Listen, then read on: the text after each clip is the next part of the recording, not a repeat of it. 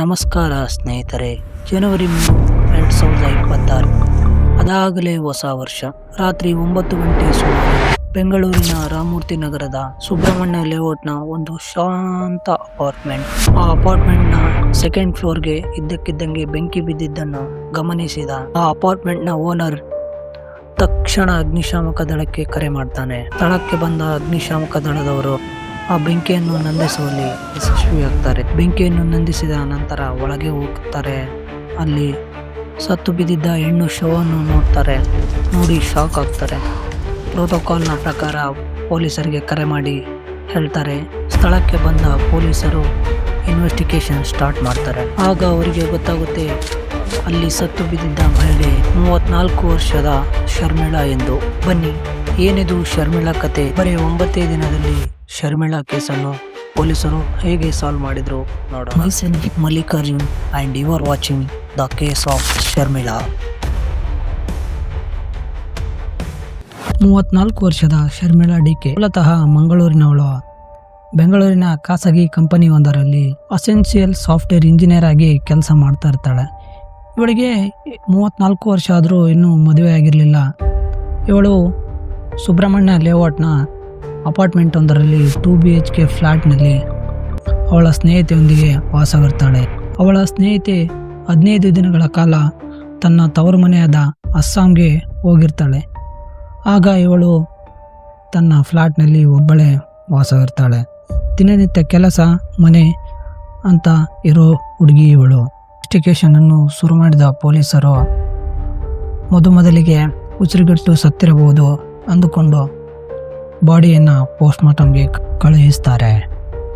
ಅವಳು ಹೇಗೆ ಸಾವನ್ನಪ್ಪಿರಬಹುದು ಅಂತ ಸುತ್ತಮುತ್ತಲಿನ CCTV ಫುಟೇಜ್ ಮತ್ತು ಫ್ಲ್ಯಾಟ್ನ ಮುಂಭಾಗದಲ್ಲಿರುವ CCTV ಫುಟೇಜನ್ನು ಚೆಕ್ ಮಾಡ್ತಾರೆ. ಬಟ್ ಅವರಿಗೆ ಅಲ್ಲಿ ಆ ಥರ ಸಸ್ಪಿಷಿಯಸ್ ಆಗಿ ಏನೂ ಕಂಡುಬರೋದಿಲ್ಲ. ಅವಳ ಮೊಬೈಲ್ ನಂಬರು ಸಹ ಚೆಕ್ ಮಾಡ್ತಾರೆ. ಇತ್ತೀಚೆಗೆ ಒಂದೇ ನಂಬರಿಂದ ತುಂಬ ಕರೆಗಳು, ಆ ಥರ ಏನೂ ಸಂಶಯ ಬರೋದಿಲ್ಲ. ಆ ಕೊಲೆಯಾದ ಜಾಗದಲ್ಲಿ ಎಲ್ಲವೂ ಸುಟ್ಟೋಗಿರುತ್ತೆ. ಬಟ್ ಫೋನ್ ಮಾತ್ರ ಕಾಣ್ತಾ ಇರಲಿಲ್ಲ. ಇವರು ಮೊದಲಿಗೆ ಅಂದ್ಕೊಂಡಿರ್ತಾರೆ ಫೋನ್ ಸಹ ಸುಟ್ಟು ಹೋಗಿರಬಹುದು ಅಂತ. ಆಮೇಲೆ ಅವಳ ಊರಾದ ಮಂಗಳೂರಿನ ಕೌರು ಸಹ ವಿಚಾರಣೆಗೆ ಹೋಗಿರ್ತಾರೆ. ಬಟ್ ಅಲ್ಲೂ ಆ ಥರ ಏನೂ ಕ್ಲೂ ಸಿಗೋದಿಲ್ಲ. ಹಾಗೆ ಇನ್ವೆಸ್ಟಿಗೇಷನ್ ಮಾಡ್ತಾ ಇರ್ತಾರೆ. ಮಾಡ್ತಾ 8 ದಿನಗಳು ಕಳೆದು ಹೋಗುತ್ತೆ.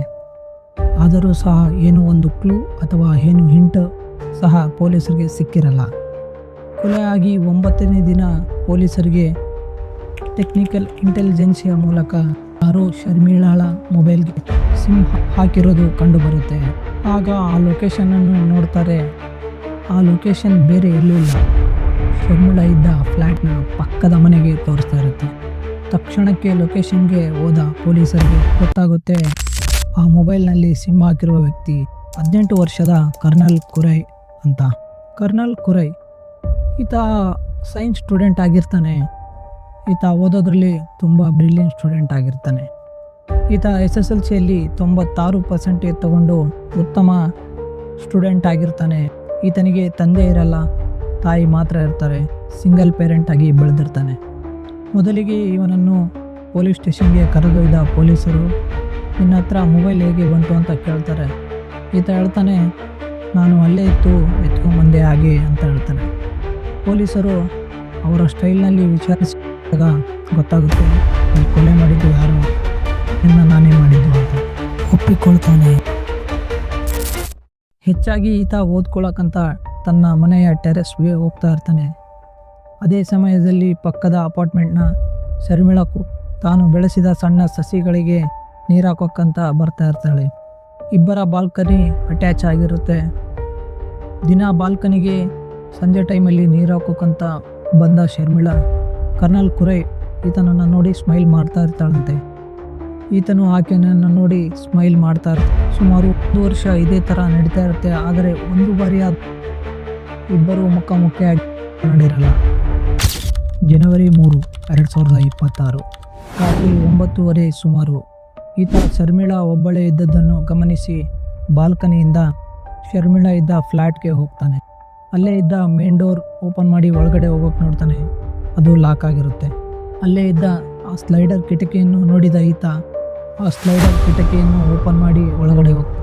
ಈತ ಪೊಲೀಸರ ಮುಂದೆ ಹೇಳಿರೋ ಪ್ರಕಾರ ನಾನು ನಮ್ಮ ಕಾಲೇಜಲ್ಲಿ ಒಂದೊಮ್ಮೆ ಸ್ಲೈಡರ್ ಕಿಟಕಿ ಟ್ರಕ್ ಆಗಿತ್ತು, ಅದನ್ನು ಓಪನ್ ಮಾಡಿದ್ದೆ. ಅದೇ ಟೆಕ್ನಿಕ್ ಯೂಸ್ ಮಾಡಿ ಇಲ್ಲೂ ನಾನು ಆ ಸ್ಲೈಡರ್ ಕಿಟಕಿಯನ್ನು ಓಪನ್ ಮಾಡಿ ಒಳಗೆ ಹೋದೆ. ಅದೇ ಸಮಯದಲ್ಲಿ ಕಿಚನಲ್ಲಿ ಹಾಲು ಕಾಯಿಸುತ್ತಿದ್ದ ಶರ್ಮಿಳಾಳಿಗೆ ಗೊತ್ತಿರಲ್ಲ ಯಾರೋ ನಮ್ಮ ಮನೆಗೆ ಎಂಟ್ರಿ ಆಗಿದ್ದಾರೆ ಅಂತ. ಯಾರು ಅಂತ ನೋಡೋಷ್ಟರಲ್ಲಿ ಕರ್ನಲ್ ಪುರೈ ಈತ ಹಿಂದೆಯಿಂದ ಬಂದು ಶರ್ಮಿಳನ್ನು ತಕ್ಕೊಂಡ್ಬಿಡ್ತಾನೆ. ಯಾರೋ ತಪ್ಪಿಕೊಂಡು ಅನ್ನೋ ಮರದಲ್ಲಿ ಜೋರಾಗಿ ಕಿರ್ಚೋಕೆ ಶುರು ಮಾಡ್ತಾಳೆ ಶರ್ಮಿಳಾ. ಆದರೆ ಈತ ಅವಳ ಬಾಯನ್ನು ಮುಚ್ಚಿ ಜೋರಾಗಿ ಹೇಳ್ತಾನೆ, ನೀನಂದರೆ ನನಗೆ ತುಂಬ ಇಷ್ಟ ಅಂತ. ಅದನ್ನು ನೋಡಿ ಅವಳು ಇನ್ನೂ ಜೋರಾಗಿ ಕಿರ್ಚ್ತಾ ಹೋಗ್ತಾಳೆ. ಅದನ್ನು ನೋಡಿದ ಈತ ಅವಳನ್ನು ಜೋರಾಗಿ ಬಿಡ್ತಾನೆ.